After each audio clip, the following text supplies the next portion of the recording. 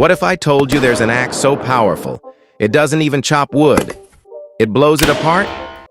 You've seen normal axes, but this invention is insane.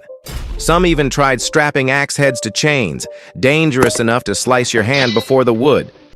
And no matter how sharp the blade, the problem is the same. Too much effort, too much time.